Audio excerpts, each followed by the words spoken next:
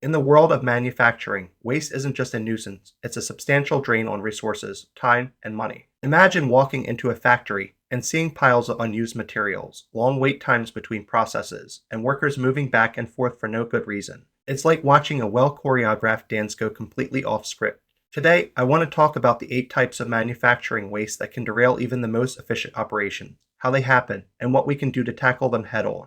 First up is transport. Now, when we think about transport, we might picture trucks on the highway or forklifts moving goods around a warehouse. But in manufacturing, transport waste refers to the unnecessary movement of materials and products. It's like a game of hot potato, where the potato just keeps getting passed around without anyone actually doing anything productive with it. This waste often stems from poor planning or outdated infrastructure. Companies might rely on traditional methods that no longer serve them well. So, what can we do? Streamlining operations and optimizing delivery routes can significantly cut down on transport waste. Think of it as making a map for the most efficient route to your favorite coffee shop. Less time wasted on the road means more time enjoying that cup of joe. Next, we have defects. Defects can range from minor errors, like a missing screw, to major issues where a product just doesn't meet specifications. It's frustrating, right? You've put in all that effort, and then something goes wrong. The root causes of defects often lie in poor process control or inadequate training. Imagine a factory where employees aren't trained properly on the equipment. It's a recipe for disaster. To combat this, we need to invest in training and implement strict quality control measures. Think of it as giving your team the right tools and knowledge to succeed.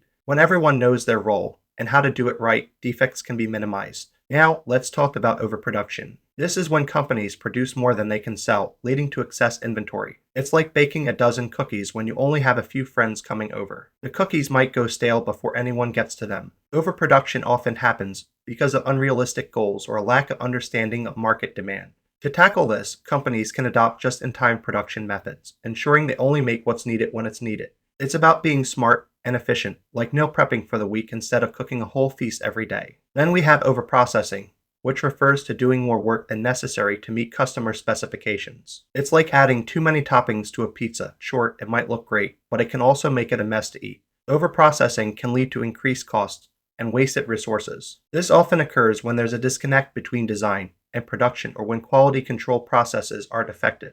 The solution: streamlining processes and ensuring everyone knows what's expected can help eliminate unnecessary steps. It's about finding that sweet spot between quality and efficiency. Inventory waste is another big player in the manufacturing game. Excess inventory ties up money and resources that could be better utilized elsewhere. Think about it: if you have a closet full of clothes you never wear, that's money wasted. Similarly, in manufacturing, having too much inventory can slow down production and lead to obsolescence. Monitoring inventory levels and adopting lean inventory practices can help keep things flowing smoothly. It's like keeping your closet organized, only keeping what you need and love. Next is waiting. This is perhaps one of the most frustrating types of waste. Imagine standing in line at the grocery store, watching the clock tick away as you wait for the cashier to finish up. In manufacturing, waiting occurs when processes are delayed or when components aren't available when needed. This can stem from inefficient production lines or poor communication between departments. To reduce waiting, we need to improve communication and set up clear process flows. Automation can also play a significant role in cutting down wait times. It's about keeping the momentum going. No one likes to be stuck in limbo. Now, let's discuss motion.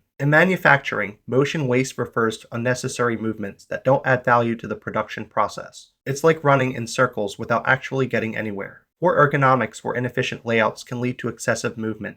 To tackle this, companies can optimize workspace layouts and ensure that tools and materials are within easy reach. It's all about making the environment work for the workers, reducing fatigue, and increasing productivity. Finally, we have skill waste. This occurs when employees have skills that aren't being utilized effectively. It's like having a talented musician stuck playing background music at a dull event. When workers aren't engaged or their skills aren't put to good use, productivity suffers. High turnover rates and lack of training can exacerbate this issue. To combat skill waste, companies should focus on employee development and creating a positive work environment that encourages growth.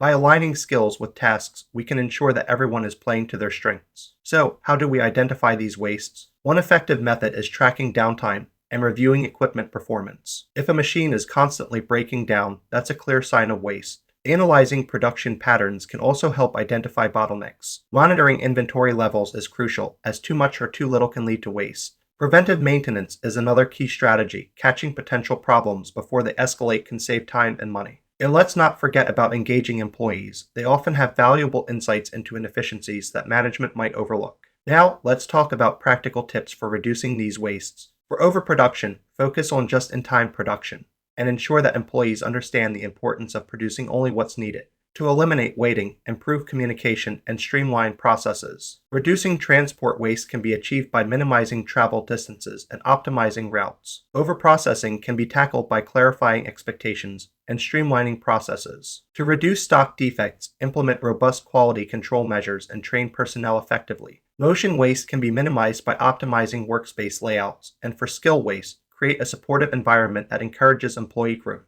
By addressing these 8 types of manufacturing waste, companies can improve efficiency, reduce costs, and ultimately create better products. It's about being proactive rather than reactive and fostering a culture of continuous improvement.